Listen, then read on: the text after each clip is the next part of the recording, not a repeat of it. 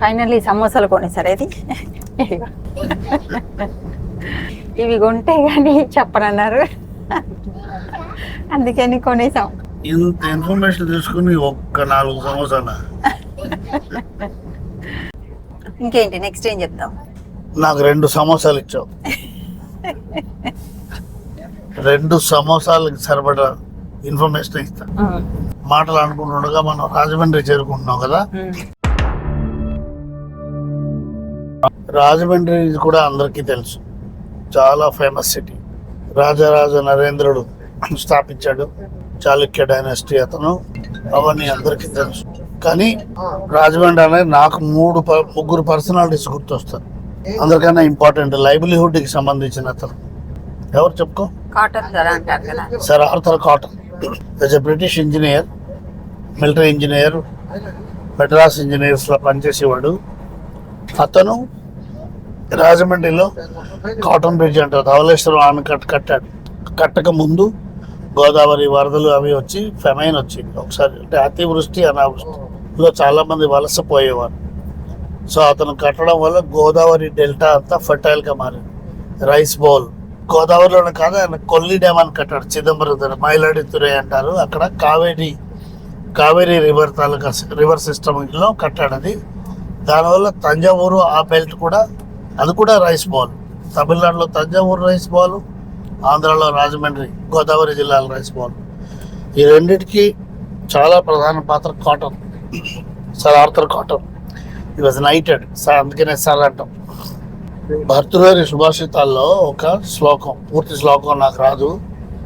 నిశ్చితార్థంబు weeder నిపుణమతులు అంటారు. అంటే people of conviction do not lose site of the goal. వాళ్ళు అనుకున్న కార్యం ఎన్ని అవరోధాలు వచ్చినా, ఎన్ని అవాంతరాలు వచ్చినా మానరు అని.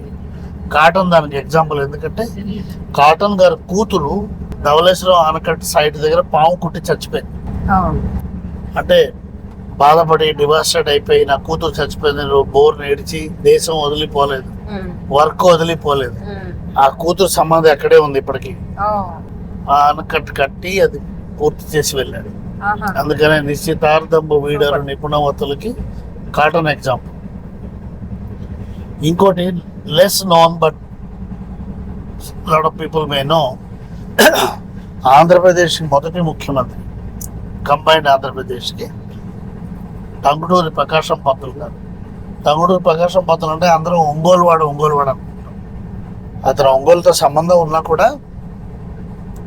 ఆయన బాల్యము, విద్యాభ్యాసము, పొలిటికల్ కెరీరు అన్నీ రాజమండ్రిలో జరిగాయి. సంబంధం ఉంది ఒరిజినల్గా అక్కడ. అయినా వాళ్ళ తండ్రి పోతే ఎవరో నాయుడు గారు ఆయనకి గార్డెన్ అవుతాయి. ఇక్కడే మెట్రికులేషన్, ఇక్కడే హై స్కూలు చదివి, తర్వాత మెడ్రాస్ వెళ్ళి లా చదువుకుని, తర్వాత ఇంగ్లాండ్ వెళ్ళి చదువుకుని, మళ్ళీ ఇక్కడికి వచ్చి ఇక్కడ లా ప్రాక్టీస్ చేసి రాజమండ్రిలో ఇక్కడే ఫ్రీడమ్ మూమెంటు, పొలిటికల్ కెరీర్ అని ఆయన రాజమండ్రిలో మొదలయ్యాయి. అందుకని టంగుటూరు ప్రకాశం పంతులు అంటే ఒంగోలు అందరూ associate word, but he very deeply connected to Rajahmundry. So Cotton, Tanguturi Prakasam Pantulu. మూడో అతను రిలీజియస్ అండ్ డివోషనల్. పొద్దున్న లేస్తే ఏదో ఊళ్ళో, ఏదో గుడిలో, ఏదో టైంలో ఆంధ్రాలో ఎంఎస్ రామారావు గారు సుందరకాండ కనబడుతుంది. శ్రీ హనుమాను గురుదేవులు నాయడ అని చెప్తారు కదా. సుందరకాండ హనుమాన్ చాలీసా. సుందరకాండ కానీ ఎంత పాపులర్ అయ్యాడంటే, సుందరకాండ అంటే ఎంఎస్ రామారావుదే, ఇంకా వేరే ఎవరు వినాం మనం. ఆయన కూడా డీప్లీ కనెక్టెడ్ టు రాజమండ్రి. ఆయన తెనాలిలో పుట్టి మెడ్రాస్లో ఫిల్మ్ కెరీర్లో కొన్ని పాటలు పాడి అక్కడ అవకాశాలు ఎక్కువ రాక హీ కేమ్ బ్యాక్. రాజమండ్రిలో వచ్చి ఒక కాలేజీలో వార్డెన్గా పనిచేశాడు. కాలేజీలో వార్డెన్గా పనిచేస్తూ సుందరకాండ రాశాడు. స్క్రిప్ట్ అతనే చేసి, కంపోజ్ అతనే చేసి, అతనే వాయిస్ ఇచ్చి పాడాడు. సో 1964, 74 వరకు ఆయన రాజమండ్రిలో ఉన్నారు. తర్వాత హైదరాబాద్ వెళ్ళి చనిపోయారు, వేరే విషయం. ఆయన సుందరకాండ 72, 74 మధ్యలో కంపోజ్ చేశారని అంటారు. ఎందుకంటే వాళ్ళ అబ్బాయి, పెద్ద అబ్బాయి ఇండియన్ ఎయిర్ ఫోర్స్లో పనిచేసేవాడు. ఇండియన్ ఎయిర్ ఫోర్స్లో పైలట్. ఓకే. తెలియదు మనకి డీటెయిల్స్. 71 ఆపరేషన్స్లో ఉన్నాడే మాత్రం. ఎయిర్ ఫోర్స్ పైలట్ కాబట్టి రకరకాల మిషన్స్కి వెళ్తారు కాబట్టి ఒకసారి కాంటాక్ట్లో ఉంటాడు, ఒకసారి కాంటాక్ట్లో ఉండడు. అతను డీప్లీ డివోషనల్. హనుమంతుడు ఎయిర్ ఫోర్స్ కనెక్షన్ కదా, వాయుపుత్రుడు కదా, అందుకని అతను ఆ కొడుకు క్షేమం కోరి హనుమంతుడిని ప్రార్థించి సుందరాకాండ రాశాడని అంటారు. ఆయన ఎప్పుడో రేడియో ఇంటర్వ్యూలో చిన్నప్పుడు విన్నట్టు గుర్తు, but I think it is true. So 3 వ్యక్తులు, తక్కిమవన్నీ పెద్దవాళ్ళు, రాజమండ్రి అన్నీ తెలిసిపోయాయి. ఈ 3 చాలా ఇంపార్టెంట్. రాజమండ్రి కనెక్షన్ 2 సమోసాలు కదా. ఇక